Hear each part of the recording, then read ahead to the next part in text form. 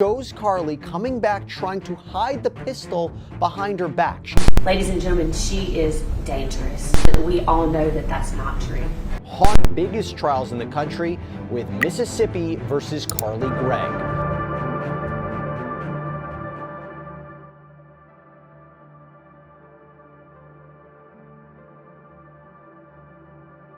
Picture this, a sleepy suburb in Mississippi where kids ride bikes and neighbors wave from porches. It's March 19, 2024, and inside one of these homes, a 14-year-old girl named Carly Madison Gregg is about to do the unthinkable. A gunshot echoes, a mother lies dead.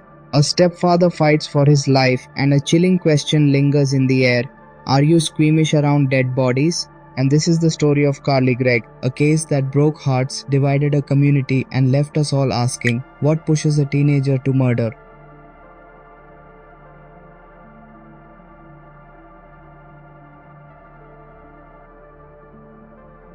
Let's set the scene. Brandon, Mississippi, is the kind of place where everyone knows your name. It's a tight-knit community, just 25 miles from Jackson, where families like the Smileys live quiet, ordinary lives. Ashley Smiley, 40, was a math teacher at Northwest Rankin High School, loved by her students for her warmth and patience. Her husband, Heath Smiley, 39, worked as a contractor. Their 14-year-old daughter, Carly Madison Gregg, was a bright student known for her good grades and quirky personality. She loved her dogs, her friends, and maybe even a bit of teenage rebellion, like sneaking a vape pen. But on March 19, 2024, this picture-perfect family was torn apart in a way no one saw coming.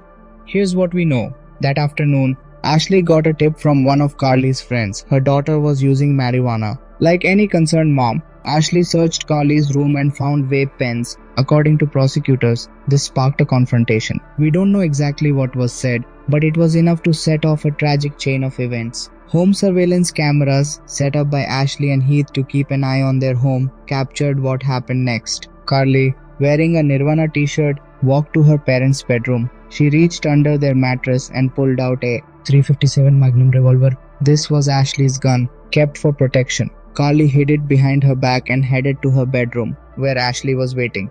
3 shots rang out. Ashley screamed after the first. The second hit her in the face. The third, fired point blank under her chin, ended her life. Ashley Smiley, a devoted mother and teacher, was gone, but Carly wasn't done. She grabbed her mother's phone and texted Heath, "When will you be home, honey?" Prosecutors later called this a cold, calculated move to lure Heath into an ambush. She also texted a friend, known as BW, saying she had an emergency and needed her to come over. When BW arrived, Carly led her to the bedroom. Ashley's body was there, a cloth draped over her face, her arms crossed, almost staged. Carly asked her friend, "Have you ever seen a dead body?" Imagine hearing that from a 14-year-old you thought you knew.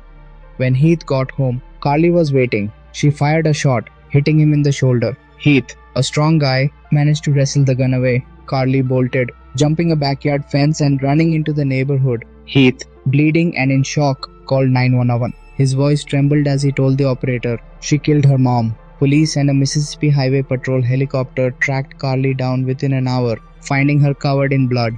Back at the house, investigators found something else. Carly had hidden a kitchen surveillance camera in the refrigerator, a move that would later add a tampering charge to her rap sheet.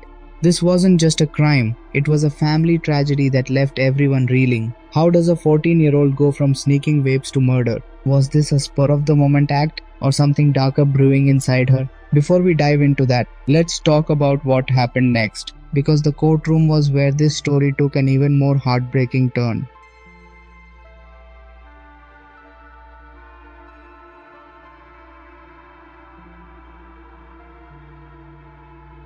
Six months later, September 2024, the eyes of Mississippi and the nation turned to Rankin County Circuit Court. Carly Madison Gregg, now 15, stood trial for first-degree murder, attempted murder, and tampering with evidence. The courtroom was packed and court TV cameras rolled, broadcasting every moment. I mean, think about it, a 14-year-old girl on trial as an adult for killing her mom and shooting her stepdad.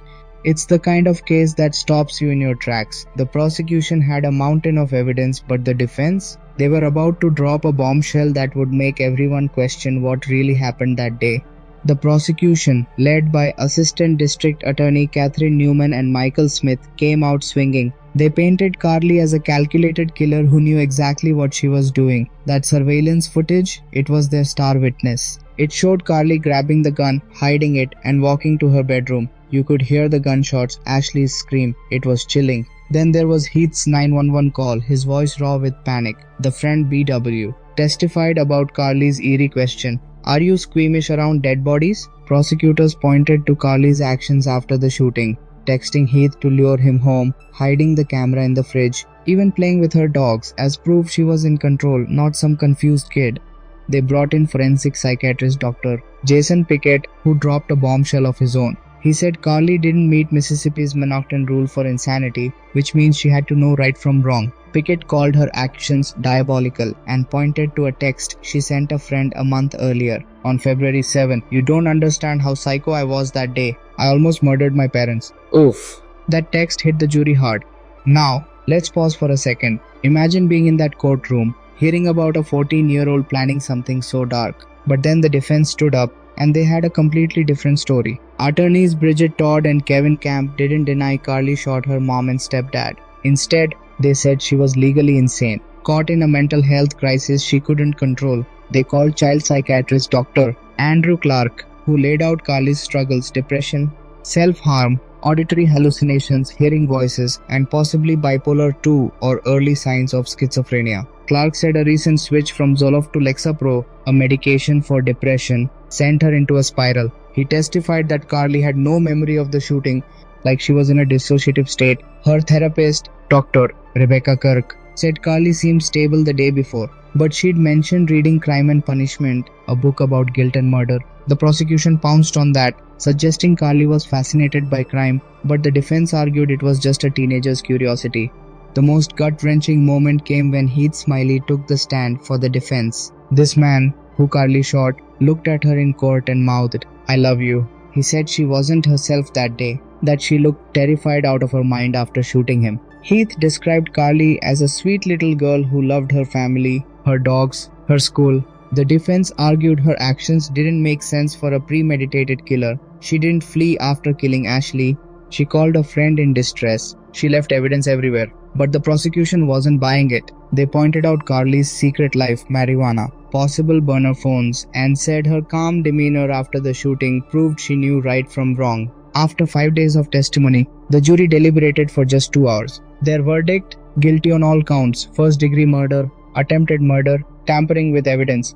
And then came the sentencing. In less than an hour, the jury handed down life without parole for murder, life without parole for attempted murder, and 10 years for tampering, all to run concurrently. Carly sobbed during the verdict but stood stoic as the sentence was read. At 15, she was facing the rest of her life behind bars. But this wasn't the end of her story. Up next, we'll dive into the fight for a new trial and a mystery that's got the internet buzzing. Is there another Carly Gregg out there?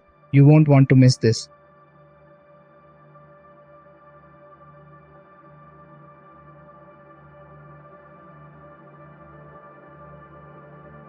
After the trial, Carly was sent to the Youthful Offender Unit at the Central Mississippi Correctional Facility in Pearl, Mississippi. It's a place for kids under 18, with classrooms, therapy, and rec programs, a far cry from the adult prison she'll face at 18. But her story didn't end with that gavel. Her defense team, led by Bridget Todd, wasn't giving up. On September 26, 2024, they filed a motion for a new trial, and what they brought to the table was a game changer. In an unaired WLBT interview, Carly's biological father, Kevin Gregg, dropped a bombshell. Carly had auditory hallucinations as a kid and even went to equine therapy to cope. Kevin, who wasn't at the trial, said he was too ashamed to get involved. This was huge. Why didn't the defense know this sooner? They argued it could have swayed the jury, along with claims that pre-trial media hype and a prosecution jab about crime and punishment prejudiced the case.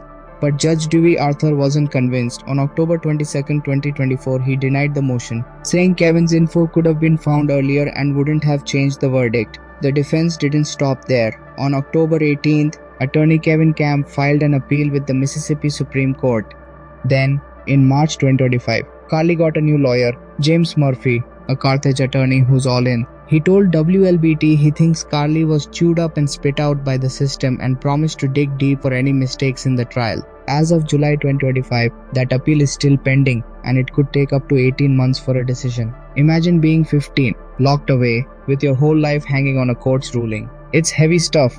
Now here's where things get weird. Some of you might have heard rumors online about another Carly Gregg, a girl who supposedly vanished in Ohio in the 2000s or 2010s, tied to human trafficking or drugs. I dug into this and here's the deal. There's no record of a Carly Gregg going missing in Ohio. The closest match is Kylie Gregg, a Toledo woman trafficked as a teen from 2010 to 2014. She escaped and became an advocate, but her story is different. No disappearance, no murder. So, is this Ohio Carly a case of internet confusion, maybe a mix-up with the Mississippi case? Or is there a forgotten story out there? Without more details, it's a mystery we can't solve today, but it's a reminder of how truth can get tangled in the digital age. Back in Mississippi, the Carly Gregg case is more than a crime. It's a tragedy that's left scars. Ashley's family, including her parents, were in court, some mouthing words of love to Carly even after the verdict. Heath, who survived her attack, still cares for her. On X and Reddit, people are split. Some call Carly evil, pointing to that surveillance footage. Others wonder if her mental health was ignored or if a gun in the house was a recipe for disaster. District Attorney Bubba Bramlett called her evil in a young package, but Heath's I love you tells a different story. This case forces us to wrestle with big questions. Should a 14-year-old face life without parole? Did the system fail Carly's mental health? And what does justice look like when a kid commits an adult crime? This case hits hard. A mother's gone, a family's broken, and a young girl's future hangs in the balance. I keep thinking about Ashley Smiley, her laugh, her love for teaching, her life cut short. And Carly, a kid who might have been lost in her own mind, now locked away forever. What do you think? Did the jury get it right? Or is there more to Carly's story? Drop your thoughts in the comments and let's keep this conversation going. If you have any info on the Ohio mystery or Carly's case, reach out to Mississippi authorities or the National Human Trafficking Hotline at 1-888-373-7888. Subscribe for more stories that make us think, feel, and question. Until next time, take care.